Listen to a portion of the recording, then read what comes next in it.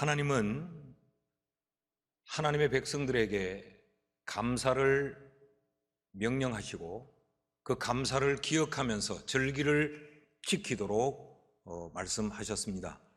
출애굽기 23장 14절 말씀을 보면 너는 매년 3번 내게 절기를 지킬지니라. 이것은 하나님의 명령입니다. 3번의 절기를 반드시 지켜야 한다. 그런데 이 3번의 절기가 어떤 절기냐? 무교절, 유월절이라고 불려지는 이 절기, 그리고 맥추절, 우리가 칠칠절 혹은 오순절이라고 부르는 맥추절, 그리고 3번째 절기가 수장절, 우리가 장막절이라고도 하고 초막절이라고도 부르지요. 이 3번의 절기는 반드시 지켜야 한다라고 명령을 하십니다. 이 3번의 절기에 공통점이 하나 있습니다. 이 3번의 절기는 모두가 다 감사의 절기입니다. 왜 하나님은 이렇게 자기 백성들에게 감사할 것을 절기화하고 이 절기를 잊어버리지 말고 반드시 지켜야 된다라고 명령을 하는 것인가? 이것이 구약에만 이렇게 감사를 강조하는가?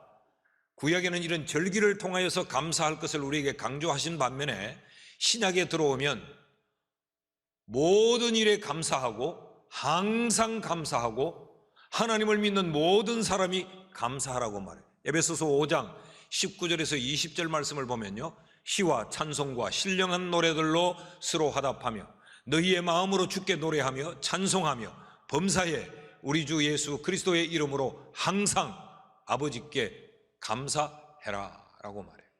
범사에 모든 일에 항상 언제나 감사해라. 시로 감사하고 노래로 감사하고 춤을 추며 감사하고 너희의 삶 전체가 하나님을 향한 감사가 되게 하라라고 말하는 거죠. 우리가 잘 아는 말씀 데살로니가전서 5장 18절은 감사가 우리를 향한 하나님의 뜻이라고도 말씀을 하세요. 같이 읽어보실까요? 시작. 범사에 감사하라. 이것이 그리스도 예수 안에서 너희를 향하신 하나님의 뜻이니라. 그러니까 신약에서는 이 감사를 굉장히 더 강조하고 있는 거죠. 모든 일에 감사해라. 이것이 하나님의 뜻이다. 너희를 향한 하나님의 원하심이다 라고 말씀을 하고 있습니다. 성경은 이렇게 구약과 신약을 관통해서 감사를 이렇게 강조하고 있어요. 왜 이렇게 성경은 우리에게 감사를 강조하고 감사를 명령하고 있느냐? 그 첫 번째 이유는 감사가 우리의 신앙생활, 또 우리가 그 신앙이 성숙하는 데 있어서 절대적인 수단이 되기 때문에 감사를 강조하고 있습니다. 감사가 신앙생활에 아주 필요한 절대적인 수단이다. 여러분, 이 말씀이 여러분의 가슴에 와닿습니까? 아마 여러분 이런 생각을 보통 가지고 있잖아요. 신앙생활의 절대적인 수단은 뭐냐? 기도로 생각하는 경향이 굉장히 많습니다. 기도 많이 해야지. 기도가 신앙생활의 기본이지. 맞습니다. 기본입니다. 또 어떤 분들은 이렇게 생각하죠. 하나님의 말씀을 붙들고 사는 것, 말씀을 많이 읽고 말씀을 많이 하는 것, 성경을 열심히 공부하는 것, 이게 신앙생활의 기본이요, 이게 우리의 신앙을 성숙시키는 수단이지. 맞습니다. 하나님의 말씀을 알지 못하면 우리의 신앙이 자라갈 수 없죠. 그런가 하면 또 이런 분들도 계세요. 뭐니 해도 우리가 성령 충만 받아야 돼. 그래야지 우리가 신앙생활을 제대로 할 수 있는 거야. 맞습니다. 성령 충만해야 우리가 육을 이길 수 있고 하나님의 원하심을 따라 살아갈 수 있습니다. 그런데 기도도 하나님의 말씀도 성령의 충만함도 이것이 감사와 분리가 되어져 버리면, 이것에 감사가 실종되어져 버리면 진정한 신앙생활은 불가능합니다. 여러분, 오늘 이 본문의 위치를 보면요, 이 누가복음 17장의 구성을 눈여겨볼 필요가 있습니다. 오늘 본문을 중심으로 해서 본문은 어떤 사건이냐? 10명의 나병 환자가 예수님으로 말미암아 고침을 받고 그 가운데 한 명이 예수님께 돌아와 감사를 한 사건이 오늘 본문의 사건이에요. 감사의 사건입니다. 근데 이 본문을 중심으로 해서 앞과 뒤에 두 개의 사건이 있는데 이 두 가지 사건이 두 가지 질문으로 이루어진 사건이에요. 앞부분의 사건을 보면 5절 말씀을 보시면 사도들이, 예수님의 제자들이 주님께 여짜오되 우리에게 믿음을 더하소서 하니, 이런 이야기입니다. 제자들이 주님, 우리도 믿음 좀 좋은 사람 되게 해주세요. 어쩌면 믿음이 좋아질 수 있습니까? 주님이 우리에게 믿음을 좀 주십시오 라는 이야기예요. 믿음에 관한 이야기.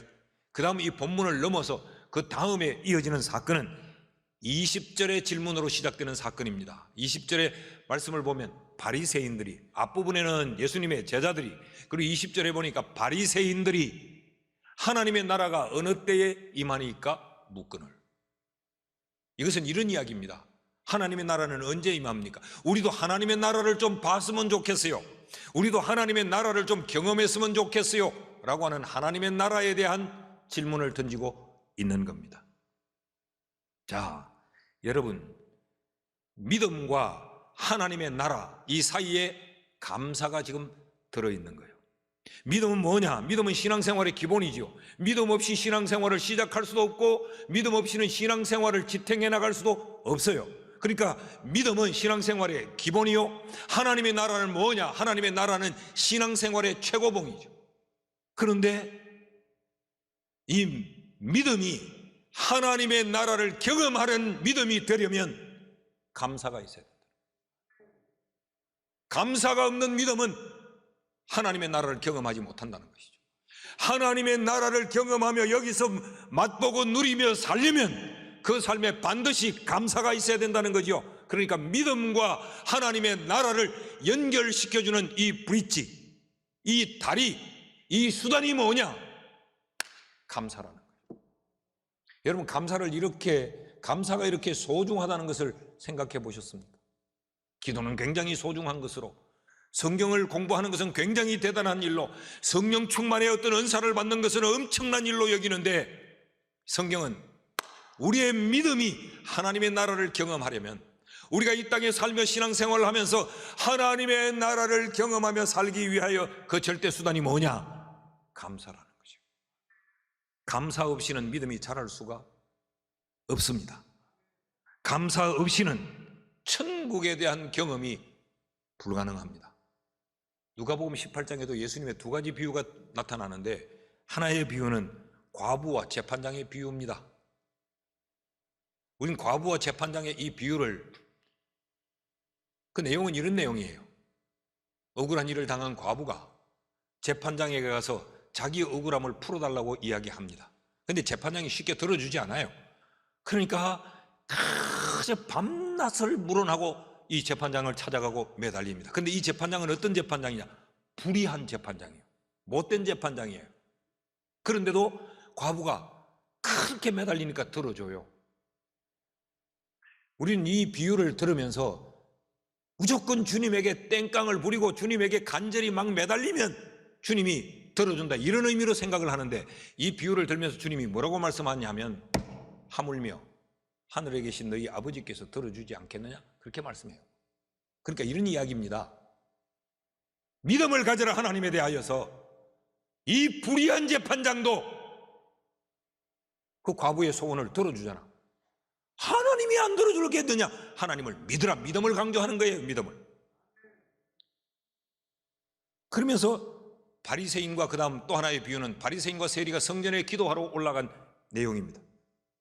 그 바리새인은 이렇게 하나님 앞에 손을 들고 이렇게 기도해요. 하나님이여, 나는 일회에 2번씩 금식을 하고, 나는 11조 안 떼먹고 꼭꼭 내고, 나는 진짜 경건한 삶을 삽니다. 나는 저 옆에 있는 저 세리와 같지 않은 것을 감사합니다. 그렇게 기도해요. 근데 세리는 하나님을 향해서 감히 손도 들지 못합니다. 그러면서 그는 하나님의 성전을 찾을 수 있는 그 은혜를 하나님 앞에 감사해요. 그 비유의 끝은 어떻게 나타나느냐? 하나님이 세리의 기도를 들으시고 기뻐하셨다. 자, 그러니까 이 비유는 진정한 감사를 강조하고 있는 겁니다. 여러분, 바리새인의 강점은 하나님의 말씀에 대한 지식이 풍부하다는 겁니다. 바리새인의 강점은 철저한 경건의 삶을 산다는 겁니다. 요즘 우리말로 하면 새벽기도 한 번도 안 빠지고 엄청 기도 생활 많이 하고 성경 눈이 빠지도록 성경만 읽고, 그러니까 바리새인들은 이런 강점을 가졌지만 이들의 단점이 뭐냐? 감사가 없었다는 거예요. 그러니까 그들은 그렇게 화려한 신앙의 스펙을 가지고 있으면서도 주님께 책망을 받았지 인정받지 못했어요. 사랑하는 여러분, 이토록 신앙생활에는 감사가 절대 수단인데, 감사가 있어야 우리의 신앙이 자라고 성숙하는데 우리의 신앙은 어떤지요? 믿음을 말하고 성경의 지식을 자랑하기는 하는데 내 삶에 감사가 실종되지는 않았습니까? 이게 감사가 필요한 이유입니다. 둘째로, 왜 감사가 필요하냐? 신앙생활, 우리의 신앙이 성숙하는데 절대 수단이기 때문에 그럴 뿐만 아니라 신앙인에게 있어서 감사는 당연한 삶이기 때문에 감사가 필요합니다. 오늘 본문에서 이 감사가 일어나는 그 이유가 뭐냐? 15절 말씀을 보면 그 중에 한 사람이 자기가 낳은 것을 보고 큰 소리로 하나님께 영광을 돌리며 돌아와 감사했다. 이 감사의 이유가 뭐예요? 낳은 것 때문에. 낳은 것.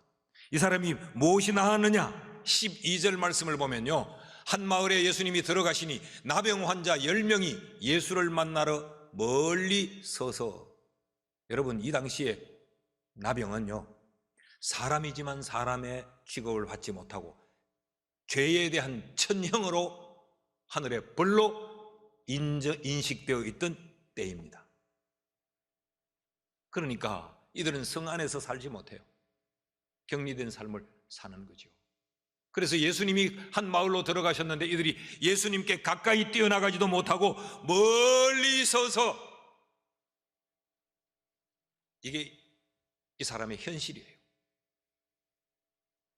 그래서 그가 뭐 했느냐? 13절 말씀을 보면 소리를 높여 이르되 예수 선생님이여 우리를 불쌍히 여기소서 하거늘. 이 팔자를 좀 바꿔달라는 것이, 이 처참하고 이 절망스러운 이 신세를 하나님이 좀 어떻게 나를 건지시고 나를 고쳐달라는 거지요. 근데 예수님으로 말미암아 고침을 받습니다. 14절 말씀을 보면 예수님이 그들을 보시고 이르시되 가서 제사장들에게 너희 몸을 보이라 하셨더니 그들이 가다가 깨끗함을 받은지라. 제사장에게 몸을 보이라, 이 말은 내가 너희 고쳐준다 그런 이야기야.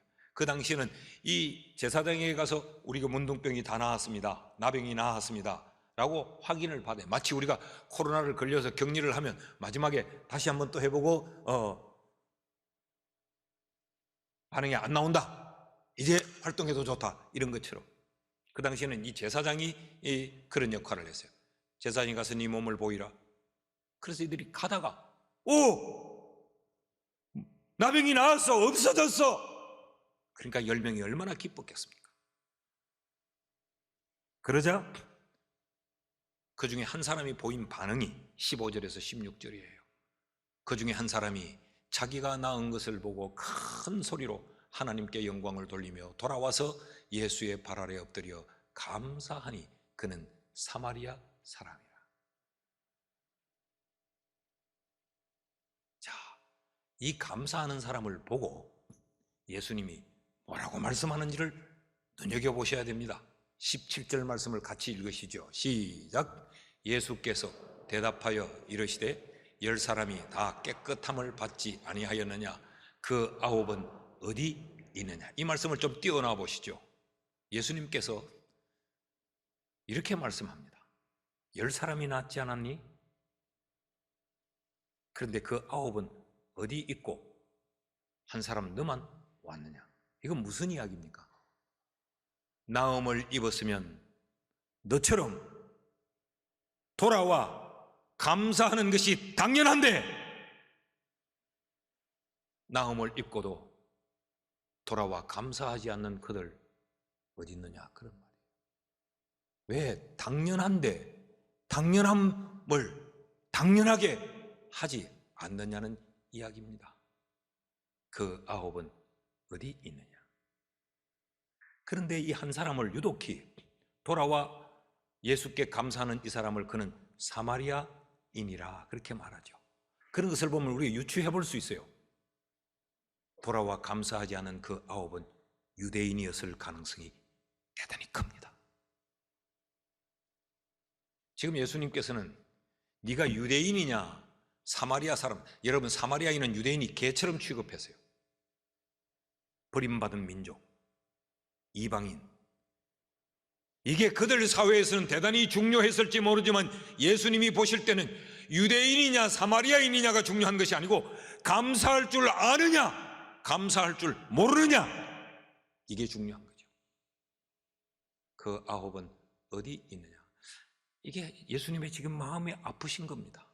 그 아홉은 어디 있느냐. 왜 당연한데 그 당연함을 당연함으로 이행하지 않느냐는 거죠. 전 이 말씀을 읽으면서 정말 감사가 어려운가 보다. 우리는 감사라는 말은 굉장히 쉽게 쓰는데 정말 감사하는 삶이 어려운가 보다. 10명인데 절반은 와야 되잖아요. 10분의 1, 11조만 온 거예요.